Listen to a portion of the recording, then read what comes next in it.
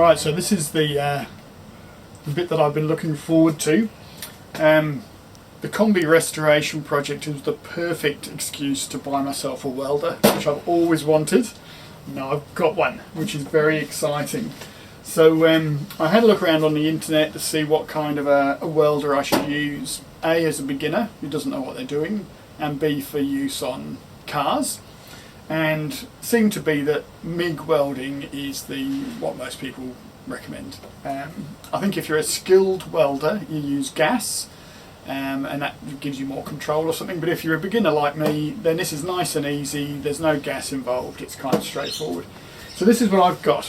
It's a SIG Weld Skill 135. This is the most powerful welder that you can plug into a normal power plug. You can get better, more expensive, more powerful ones, but they need a 15 amp fuse, so they need a special circuit. So this will just run on any old domestic power circuit. Basically the way it works is this. Inside here you've got a spool of what's called gasless wire, gasless welding wire. That means that you don't need to use gas when you're welding.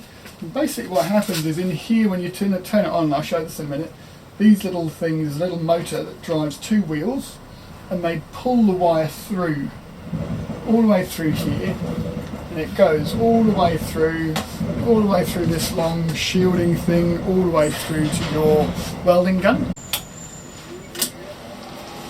And if I come here, you can see that it actually, the wire just pops out like that, and so that's actually being pulled out of the machine. And so when you're welding, this wire comes out, melts, and just keeps melting onto the metal as it goes. So I'll just turn that off because I don't want it to be live. So basically the way it works is you have a piece of metal like this, you clamp one end, which is the earth, and then you go zzz and weld whatever it is you're welding, and I'll show how that works in a minute. And on the front of the welder, there's a couple of options you've got. So you've got the on-off button, obviously, and then you have two controls. One is how fast the wire actually comes out of the end. So I've been putting it onto number 4, which brings it out at a fair speed, but it's not too fast. And then the output voltage is how strong a spark you make. And I think the idea is that if you're working on a thick piece of metal, then you'd have it on number 4, very high output voltage. But because I'm working with thin metal, I'm using number 1, and that seems to be about right. When I experimented with some of the others, it was just too hot and it was kind of burning through the metal almost, and it wasn't sticking properly. So I'm using number 1 for thin metal and a wire speed of 4.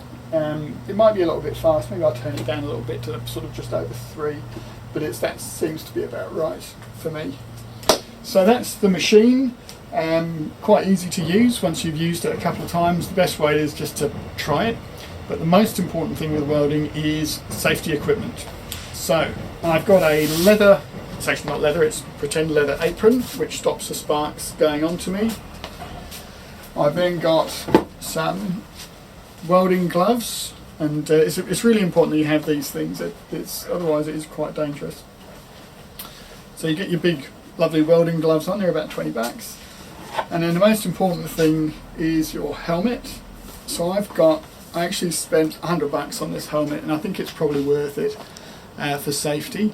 But it's basically an auto darkening helmet. So you pull this down,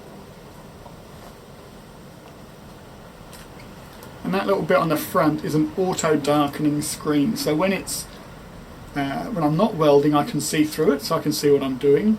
But when I weld, as soon as it goes zzz and becomes very bright, it automatically darkens. So it darkens to a normal welding screen, and that protects your eyes. If you try and weld without having this kind of a mask on, it's really dangerous. It burns your eyes. You'll end up in the emergency department, and you can lose your eyesight. So it is really important to have all this gear, and every YouTube video I've seen says that, and I'm saying it too. So that's good, but it's great. So I've got my welder, I've got my safety equipment. I'll explain what I'm going to be doing. Basically, I'm going to demonstrate welding these two bits of metal together in a minute. These are just simple metal angle brackets. And here's one that I did a practice weld on earlier, and you can see that you can really stuff this up really easily. This is where I was experimenting with different strengths of spark, so the output voltage, and you know, for example, on the output voltage 4, it sort of goes like this. It all just splurges out all over the place and damages the metal. But when you're on a lower output voltage, you get these bits that kind of stick up a little bit more on the metal here. So I've been experimenting with that, and I've done loads of experiments. Now, not loads, I've done 3 actually. So I've done this one. This was my first one here. 2 gutter supports, these are, for putting the gutters around the house. I welded this up, then you grind it back, and you can see that it's got some little holes in it. not a very good weld. This was my second weld, same thing. I got a little bit better at putting the weld along the gap here, and then I've ground it down to make it sort of flat. These are really strong, these are really strong welds. It's amazing. I just love it. It's an amazing device. And so what I'm going to do now is essentially my 4th weld ever in my whole life. So I did this one first, then I did this one, then I was practicing and stuffing this piece of metal up. Now we're going to do this one as my 4th ever weld. But you'll see it's actually pretty easy, and you get the hang of it pretty quickly. So at the bottom of this video, underneath this video, there's a link which is to a video I actually found very useful on YouTube, and it's by someone who does know what they're talking about. So I'm not pretending to tell you what to do, because this is my 4th time I've ever done it, and it's going to be awful. I don't care. That's where I'm at. There's a link underneath which actually has a much better tutorial if you actually want to learn how to do it. But this is me having a bit of fun.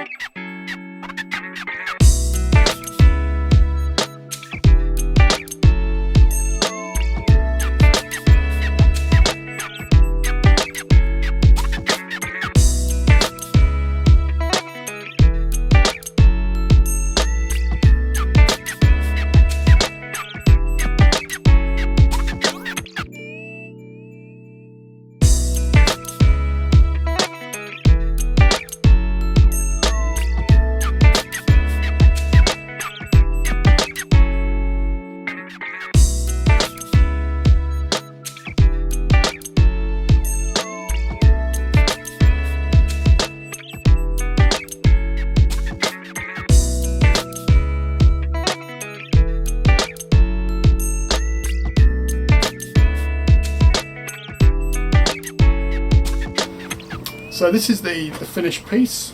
This is what the welding looked like.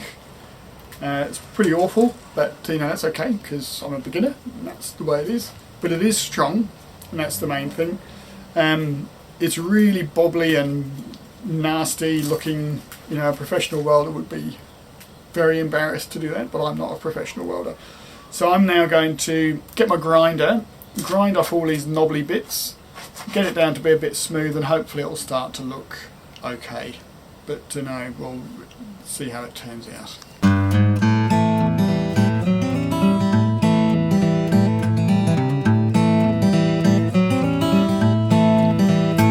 Right, so we've welded the piece of metal, and I'm now going to use my grinder to try and shave off and smooth down some of these knobbly bits, and try and make it into a beautiful smooth piece of gorgeous metal. Let's see how that turns out. You'll be happy to see I've got a safety equipment here set up in my shed for all the sparks that are going to come off. Just don't let my mother see this.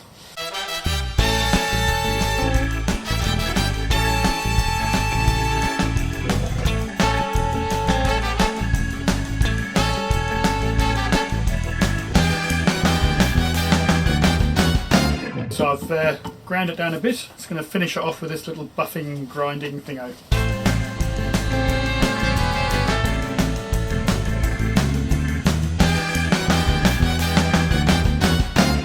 So that's quite hot now. That's all been ground down and finished off, but I'm actually pretty happy with half of that. So the top half of it's not too bad, the bottom half of it isn't fantastic, but